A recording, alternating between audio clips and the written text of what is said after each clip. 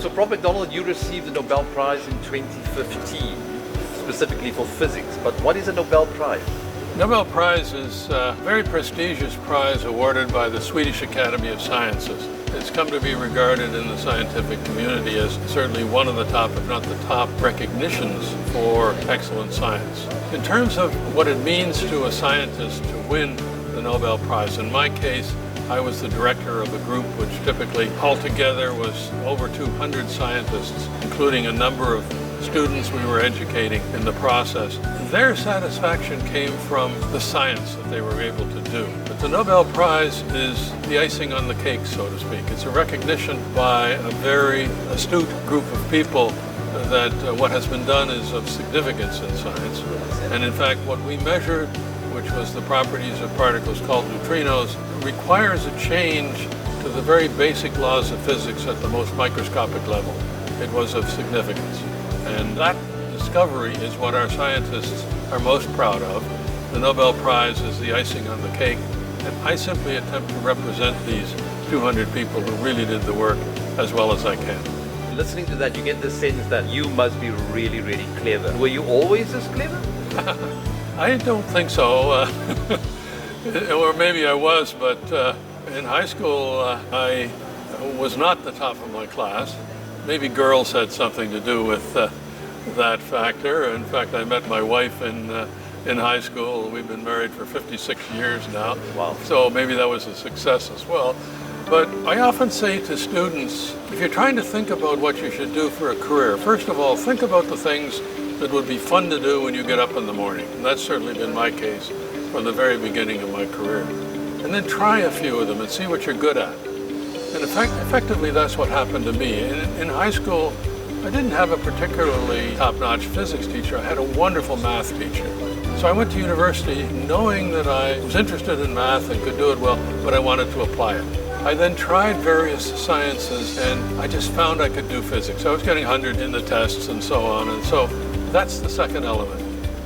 Figure out what you can do that'll be fun, and then see what you're good at. And put the two together, and perhaps you'll be successful. But I'll emphasize again all these collaborators. I really benefited from excellent collaborators during my career, and that's something that people should not ignore. There is the person interaction aspect of doing work in science that if you do it in a very friendly way can end up with excellent collaborators. As a result, you can be successful. It sounds as if you enjoy playing around with these things called neutrinos, but what exactly is a neutrino? Neutrinos are among the three particles that we don't know how to subdivide any further. The other two are electrons, which are very familiar. It's what flows in our wires and gives us our daily life these days. Inside the nucleus, there are protons and neutrons, and inside those protons and neutrons are what we call quarks. And they, along with neutrinos, are the particles we don't know how to subdivide any further.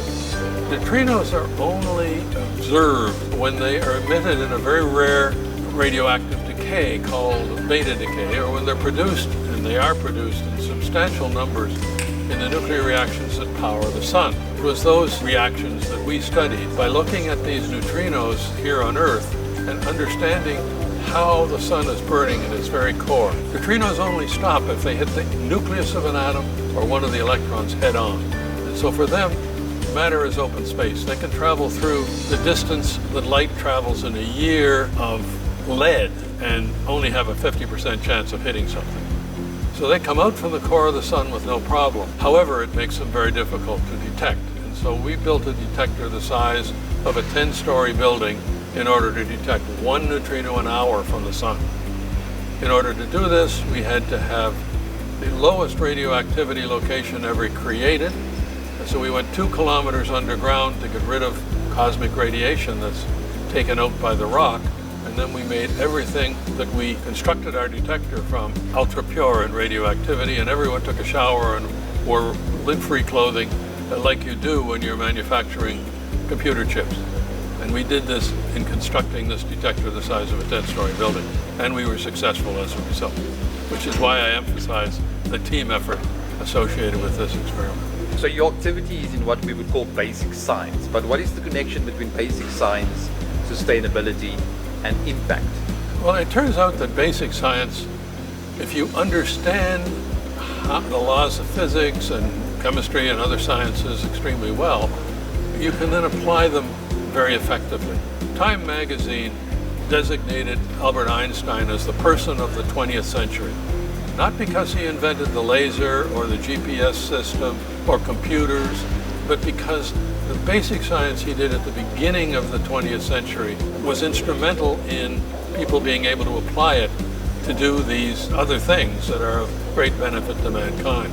In our case, by studying the nuclear reactions that power the sun, the temperatures are extremely hot, millions of degrees. You couldn't contain them in any way other than two possibilities, one being the gravity that holds them in place in the sun, and the other being what's attempted here on Earth, where they use magnetic fields to produce a form of bottle, where when a high energy particle tries to get out of that bottle, it's turned around and deflected back in. This is the International Tokamak Experimental Reactor, ITER, that's being developed in France with an international consortium. The hope is to demonstrate fusion power, as it is called, that would have an almost unlimited source of the material that you would use to power it. We studied exactly the same thing, well, very close to the same thing, confined by gravity, and we were able to show that the calculations of how the sun burns are accurate to about 10%. Very similar calculations to what you use to try to design this sort of fusion power reactor here on Earth, and therefore of value to humankind. And that's the spin-off that you get by doing something that is very basic in its nature. So thinking about the future, what are some of the things that young people could look forward to? Well, there's an excellent project right here in South Africa called the Square Kilometre Array, which is a major radio telescope which will enable us to study many aspects of stars and galaxies at the time when they are forming in the early universe. You can look back in time over the time close to the Big Bang when these things are happening. And this is an international project. I'm from Canada, and this is a project where Canada and South Africa and a number of other nations have been collaborating very extensively. It's going to be coupled with another array in Australia, which will enable us to have an even greater capability for astronomy. But right here in South Africa, there is an opportunity for absolutely world-class science with this Square Kilometre Array, which will be the best radio telescope in the world. So for a young person thinking about doing science here in South Africa, it's one example of something that they can do that is right at the cutting edge. Another one is the ITEMPA Labs in nuclear physics, which is sponsoring this conference. Wonderful place. I visited there yesterday. But there are opportunities right here in South Africa for young people to get actively involved in world-class science. Prof, thanks for your time, and thank you for sharing your story and using your life to inspire the rest of us. Thank you. I can say one final thing to the young students that are considering a career in science, and that is, science is fun. It really is.